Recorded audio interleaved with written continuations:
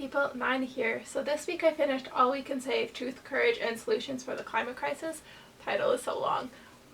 I really liked this. The editing is by Ayanna Elizabeth Johnson and Catherine K. Wilkinson. But this is a bunch of short stories and poetry all connected to the environment in some way, shape, or form.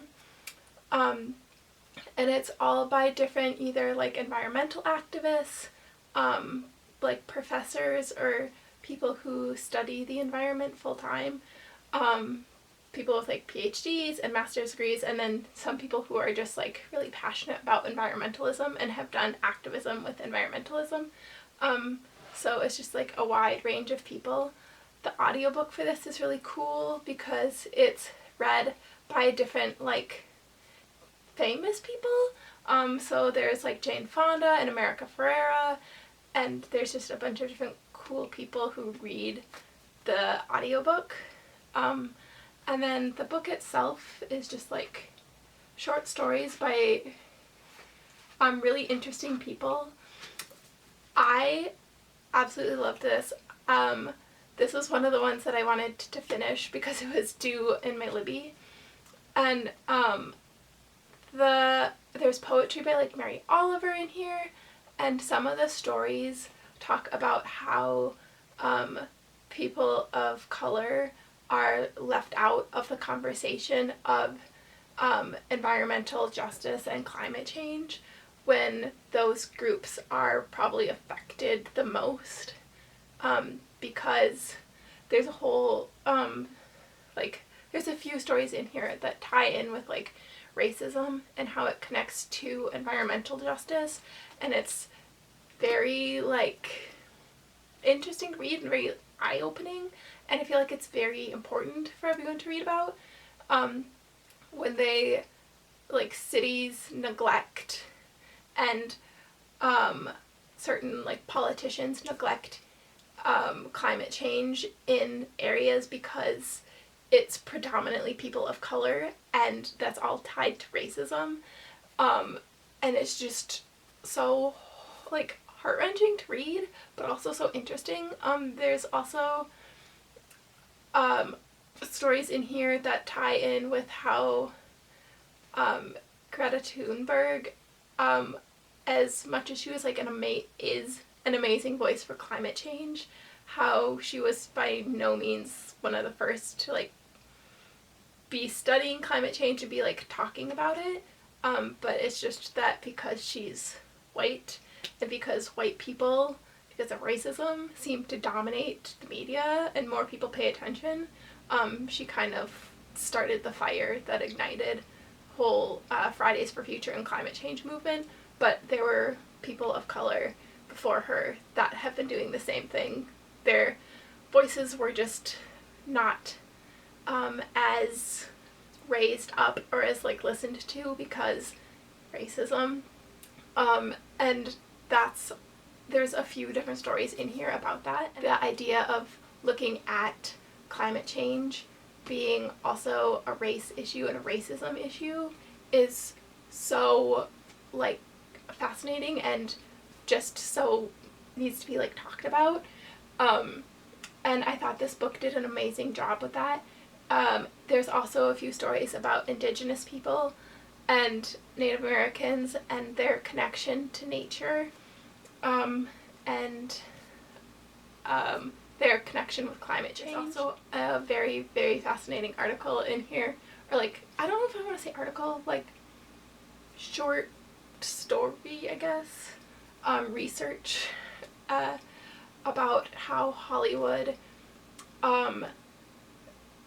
glamorizes basically doomsday, and they talk about like any like space movie I think of even now, like Project Hail Mary, or like they say like WALL-E, and they basically glamorize the idea of like a doomsday scenario instead of talking about like what the planet could look like if it were better.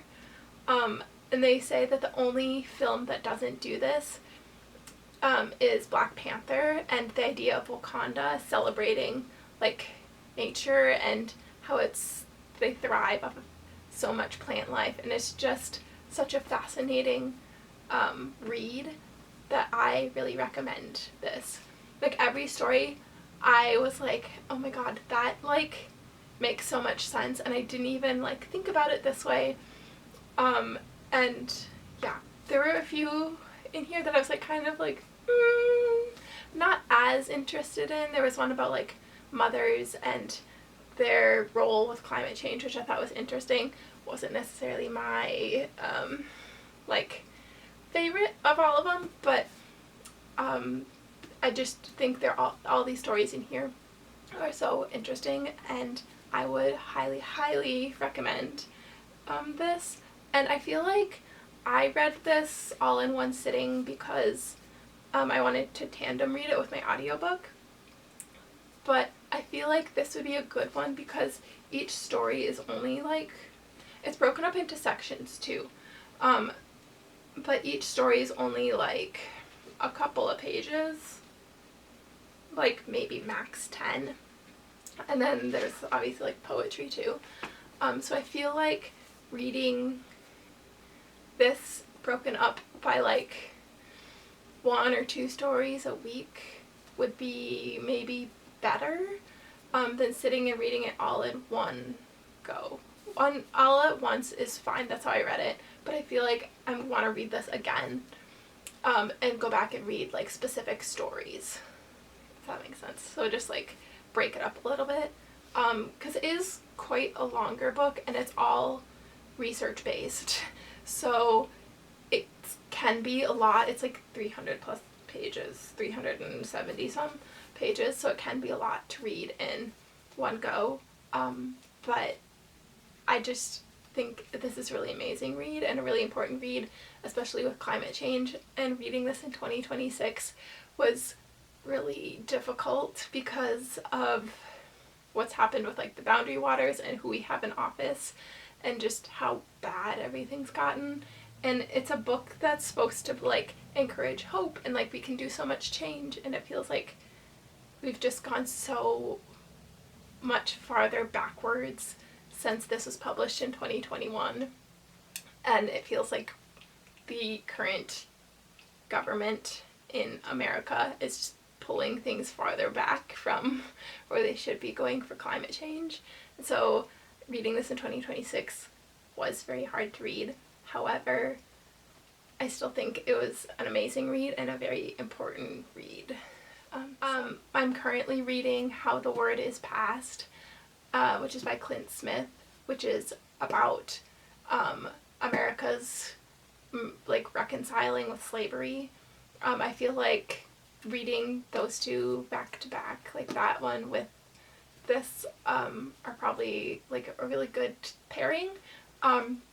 It's really good so far. I'm not going to fully review it because I'm not finished with it.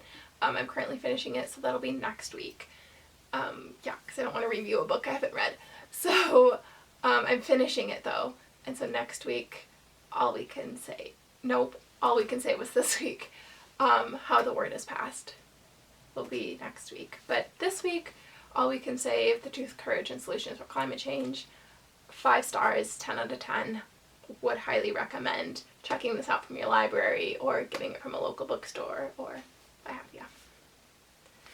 So that is it for this week's video. I encourage you to pick up a book about climate change, pick up a book about social justice, give it a read.